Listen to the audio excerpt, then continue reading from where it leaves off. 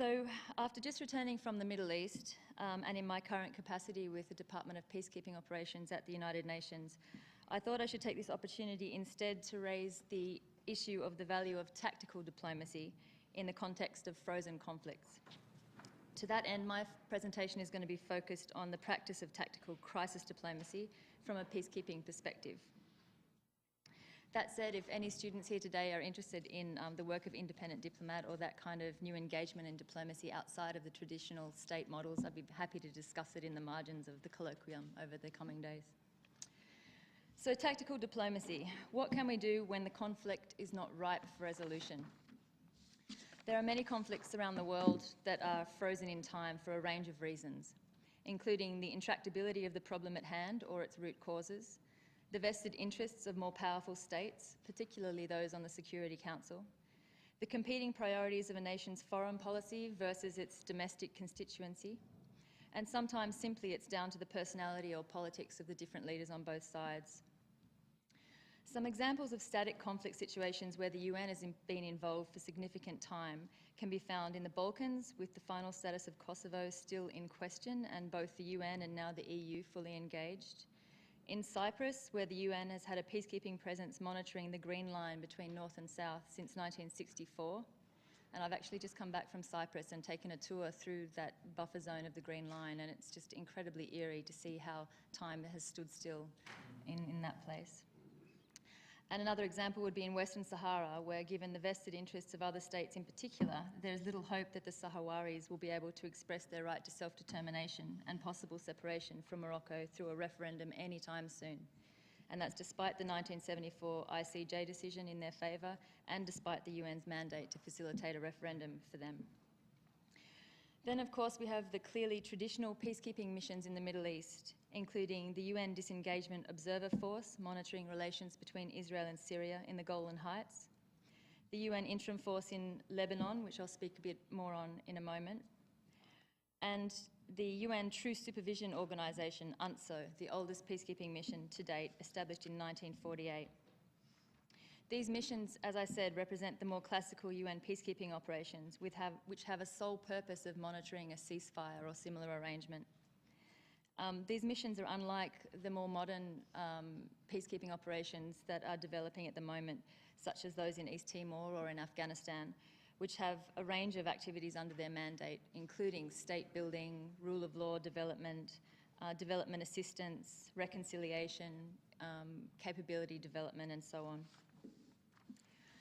So in cases where the international politics are such that substantively progressing a peace process is untenable, or to use the parlance that I learnt when I was studying here at Princeton, when the conflict is not ripe for resolution, what is the role of diplomacy and who conducts that diplomacy?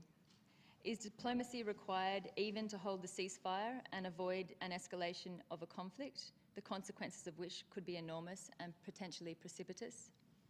The answer to that must be yes, but then who conducts this style of day-to-day diplomacy?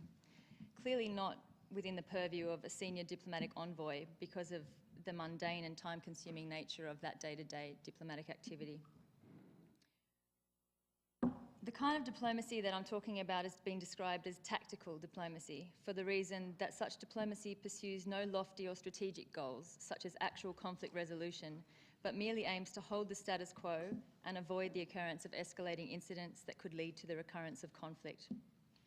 So now I'd like to draw, by way of example, on a case study of the current tactical international diplomatic efforts being conducted by UNIFIL, the UN mission in southern Lebanon, in the stalemate between Israel and Lebanon. UNIFIL is the UN international force in Lebanon, and it's been based in Nakura in the south since 1978. According to Security Council resolutions 425 and 426 of that same year, UNIFIL was established to do three things. Firstly, to confirm the withdrawal of Israeli forces from southern Lebanon. Secondly, to restore international peace and security. And thirdly, to assist the government of Lebanon in ensuring the return of its effective authority in that area. However, in 2006, following the Israel-Lebanon war, UNIFIL's mandate was amended by the Security Council to include several additional roles. I'll just outline the most relevant of them for this presentation here. Firstly, the addition was to monitor the cessation of hostilities. then to coordinate its activities with the government of Lebanon and the government of Israel, not a formal mandate to mediate. And thirdly, to assist the Lebanese armed forces in taking steps towards the establishment between the Blue Line in the south and the Litani River in the north of an area free of any armed personnel other than those of the government of Lebanon and of UNIFIL deployed in that area. So in order to implement this mandate as defined by Resolution 1701, UNIFIL carries out a range of operations across the area of operation in two sectors, sectors west and sectors east. These activities involve day and night time patrols, the establishment of observation posts, monitoring of the Blue Line, which I'll describe a bit more in a moment, and carrying out the clearance of unexploded ordnances and cluster munitions. The line of withdrawal, also called the Blue Line, was identified in 2000 by the UN in cooperation with Lebanese and Israeli officials for the purpose of confirming the withdrawal of Israel Defense Forces from Lebanese territory. The Blue Line, it's important to note, is not an official border between Lebanon and Israel, simply a line of withdrawal. So immediately upon the cessation of hostilities in 2006, in accordance with Resolution 1701, the UNIFIL Force Commander met with senior representatives of the Lebanese Armed Forces, the LAF, and the Israel Defense Forces, the IDF. The meeting was held inside the UNIFIL position in Nakora's Blue Line crossing to discuss the implementation of and compliance with the agreement on cessation of hostilities. Also discussed with withdrawal of the Israeli army and the deployment of the LAF into southern Lebanon. Now, over the course of the next weeks, this diplomatic facilitation structure became known as the Tripartite Forum, and it met frequently to coordinate the process of withdrawal and subsequent deployment of the LAF. Following the completion of the IDF's withdrawal from South Lebanon, with the exception of one particular village, Gajar, which is a highly sensitive area at the moment, the meetings continue to take place up until this day on a monthly basis. They serve as an essential confidence-building mechanism between the parties aimed at enhancing liaison and coordination, as well as addressing key security and military operational issues. Some of the topics of discussion include implementation of 1701, individual violations of the Blue Line, and the findings of UNIFIL investigations into incidents. This tripartite mechanism also negotiated a liaison and a coordination arrangement between UNIFIL, the IDF and the LAF, which was agreed in 2007 and which the parties committed themselves to in terms of providing information on their positions and deployments, trying to develop closer liaison ties, and establishing a hotline between the force commander and designated generals in both the LAF and the IDF. The parties have also engaged in and committed to implementing a pilot project for visibly marking the Blue Line on the ground, the aim of which is to reduce the number of inadvertent violations and to build confidence between the parties. UNIFIL carries out this project jointly with the LAF and the IDF. However, to date, only 13% of that Blue Line has been marked, which you can imagine goes some way to explaining the incident of unintended violations of that line. In addition to the Blue Line of withdrawal, further south of that lies a technical fence, which is usually the flashpoint where military engagement kicks in. So my question then is to myself and to the people I met at UNIFIL on the ground is who's conducting diplomacy in this context, if diplomacy is actually being conducted? And this goes to the Brigadier General's comments on the role of the military in diplomacy. In this case, UNIFIL has no mandate to resolve this conflict. However, here we have, on a daily and monthly basis, the UNIFIL Force Commander mediating between the LAF and the IDF. So does this count as diplomacy? And if so, is this diplomacy at the right level and is it being conducted by the right people? I wanted to just quickly now give you an example of the kind of incidents we're talking about across this Blue Line. On a day-to-day basis, apart from these monthly meetings, you have soldiers in charge of posts conducting diplomacy on a day-to-day basis along the Blue Line.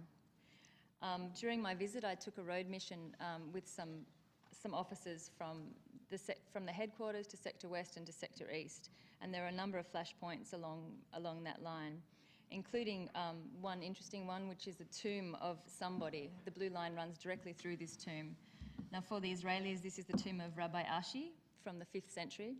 And for the Lebanese Muslims, it's the tomb of Sheikh Abad from the 15th century. It's just uncanny to see the level of politics involved in some of these things. I just wanted to show you a couple of slides because for me, I've been reading about this blue line for about 10 years, but it doesn't mean quite as much as seeing what a blue line looks like on the ground. So pardon these photographs because they were taken out of a moving vehicle when I wasn't supposed to be taking pictures, but anyway. So we're driving along part of the blue line here. The dirty brown bit on the left-hand side is Lebanon, and the green lush bit on the right-hand side is Israel. Danny, you'll have to help me if I get this wrong. Okay, so this is also driving along the blue line, obviously on the Lebanese side of the line. And I don't know if you can see because this picture's not great, but where that road is up the back, there's a little blue kind of tank. That's one of the UN markings for the blue line. As I said, only 13% of them have been marked so far. And for ordinary villagers, I have no idea how they're supposed to know when they're crossing any line at all. There it is in a little more close up. That's an Israeli track on the far side of the technical fence there, which they man. I just wanted to also give you a sense of the different demographics along this very tense area. I was really struck by, in such a short area of operation, how quickly we went from one village that was Christian to the next village that was Sunni, or the next village that was Shia. You have a really a tinderbox of different ethnicities and religions just on the Lebanese side of this border. This is also to give you a sense of the technical fence, and we're looking here from the Lebanese side into a very developed Israeli side of the border here. Now, the incident I wanted to talk you through, it happened just on the other side of these soldiers who were very gracious in giving me a full description of what happened. And if you keep your eye on the space between the two of them, you can see the technical fence there, and I'll just talk you through it. Okay, as quickly as I can. So what happened here was a tree fell onto the technical fence, which caused massive problems from the Lebanese side onto the fence, which caused massive problems for the IDF because it was setting off security sensors all over the place. So the IDF requested through UNIFIL that they be able to do some maintenance and remove the tree from the line.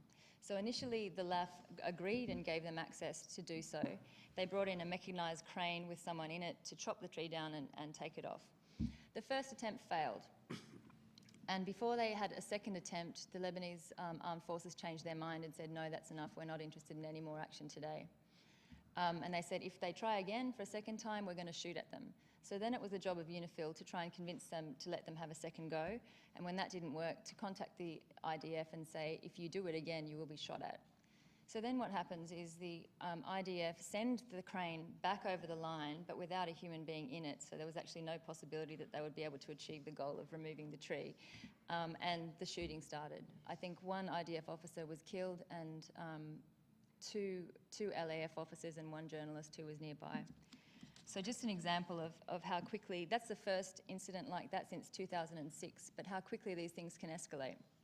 It was also reflected by the fact that the shooting wasn't about the individuals on the ground. They started taking shots at very strategic objectives that had nothing to do with the actual incident. So I'll wind up there and just say that some of the questions this raises for me as a UN staff member is looking at the UN's role with both uniformed and civilian staff in UNIFIL, and are we doing the right thing, and where do we have the right people on the ground? Should there be more civilians in addition to the military in this particular mission? Yes was the answer from several of my military colleagues in UNIFIL. Are the military liaison officers who do this job in place for long enough to build confidence? Some of these contingents rotate on a 4-monthly basis, and how do you build confidence between parties when you have people changing constantly? And I guess, is this tactical level of diplomacy sufficient? Should we just be grateful that we're able to keep the peace and maintain open lines of communication in this static environment? Is that success for this peacekeeping mission? Or should we be trying harder? Should we be adding civilian senior diplomats to try and use this as a basis to further the negotiations?